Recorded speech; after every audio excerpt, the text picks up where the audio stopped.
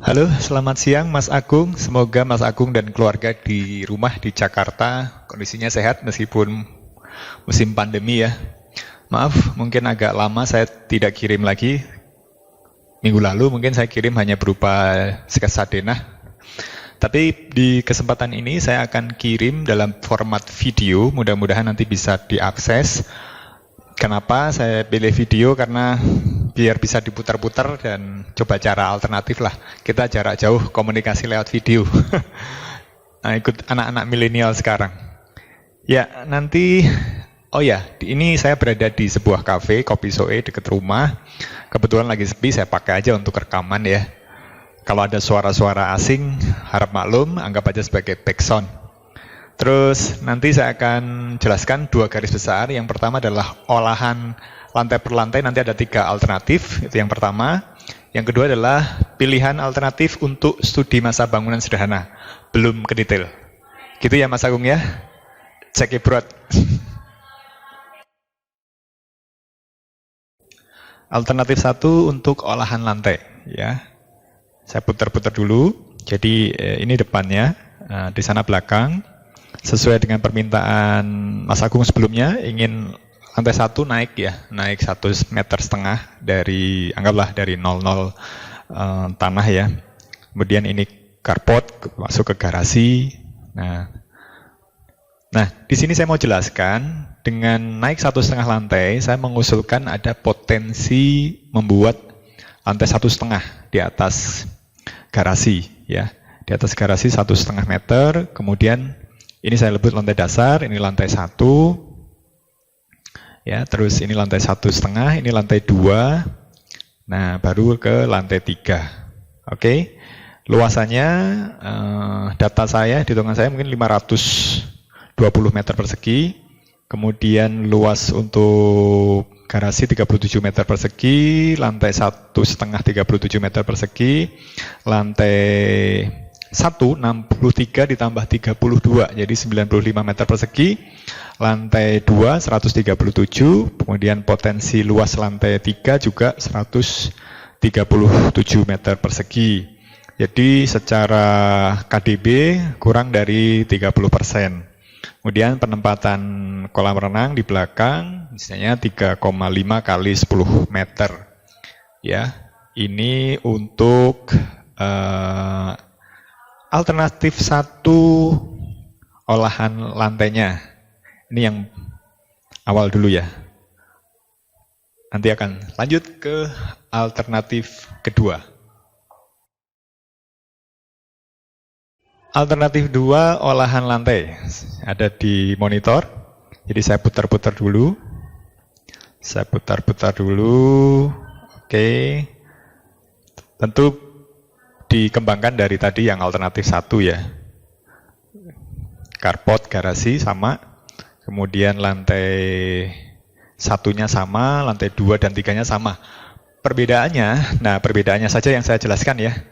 Ada potensi untuk memanfaatkan semi basement, ya, semi basement, bukan murni basement. Jadi menggali tanah, misalnya di sini saya mengusulkan untuk aman dari ketinggian pada saat orang berdiri. Jadi selisih tingginya, masuk ke dalam semeteran ya, semeter ditambah ke atas 1,5 kan 2,5 meter. Nanti belum memperhitungkan dengan balok, tapi di ketinggian 2 meter 20 atau 2 meter juga sudah aman. Perbedaan berikutnya adalah di semi basement ini bisa juga dimanfaatkan untuk sebagian jadi kolam renang. Jadi sebagian ada yang masuk. Jadi selebar ini nih, ya, selebar ini kolam renang bisa masuk, sisanya mengambil area taman di belakang. Nah, jadi perbedaan dari alternatif pertama tadi, pertanyaannya bagaimana potensi untuk cahaya dan udara, ya tentu dari kiri kanannya ini ya. Ada selisih 1,5 meter dikurangi balok misalnya 10 plus 50 60 masih ada 90 cm untuk jendela-jendela ya. Jadi ini alternatif 2 olahan lantai. Next ke alternatif 3.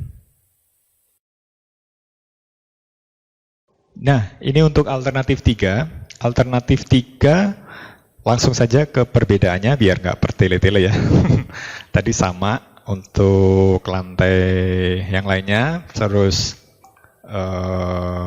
semi basementnya ya. Semi basementnya perbedaannya hanya kalau tadi kolam renangnya ada yang sebagian masuk ke semi basement, kalau ini kolam renang semi basementnya 100% dimanfaatkan untuk misalnya fungsi servis ya, apakah itu pembantu, gudang dan lain-lain. Kemudian kolam renangnya mengambil di area taman, meskipun menempel. Ya, ini saja sih penjelasan perbedaan untuk yang alternatif 3. Sekarang lanjut ke alternatif 1 untuk studi massa. Studi massa yang pertama tentunya sangat basic, jadi hanya kotak saja, box, ini sangat minimalis, nanti detail-detailnya menyusul, tapi olahan dinding nanti ya, main olahan dinding, bukaan dan tutupan gitu ya. Nah, ini lantai 1, lantai 1,5, lantai 2, lantai 3, dan ini adalah dak atap ya. Yang bolong-bolong ini tentunya adalah void untuk tangga dari lantai 1 ke lantai, bahkan sampai ke dak rooftop ya. Box saja memang secara proporsi ini ya 30% ke atas gitu ya. Jadi kotak banget gitu ya. Kotak banget. Ini alternatif 1 studi massa. Alternatif 2 studi massa. Kalau yang pertama tadi box, perbedaannya sedikit. Kalau ini rooftop berupa dak beton diganti dengan atap perisai. Ya. Saya putar-putar dikit deh biar bisa kelihatan dari semua sisi ya. Masih belum diolah kulit-kulitnya, hanya box massanya saja. Bukaan dan tutupnya belum ya.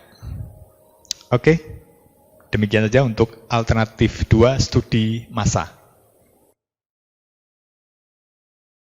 Alternatif 3 untuk studi massanya. Nah, ini gambarnya. Kalau tadi atapnya berbentuk perisai, kalau yang ini atapnya berbentuk pelana ya. Pelana sangat tinggi sebetulnya di puncak hubungan ini ya, sangat tinggi, seperti barn. Barn itu kalau di Eropa sana gudang ya, gudang keju ya. Saya putar-putar juga ya. Begini modelnya. Nah, demikian alternatif 3 untuk studi massanya. Ya, demikian Mas Agung, saya sudah sampaikan satu persatu untuk alternatif olahan lantai per lantai di kelompok pertama tadi. Yang kedua adalah untuk alternatif studi massanya. Monggo didiskusikan dengan keluarga untuk alternatif lantainya cenderung yang mana, agar nanti bisa saya lanjutkan untuk denah ruang ya, denah ruang. Terus untuk studi massa juga cenderung yang mana, apakah yang simple saja, yang sederhana saja, tapi nanti kualitas bahannya yang bagus, atau memang bentuknya ingin lebih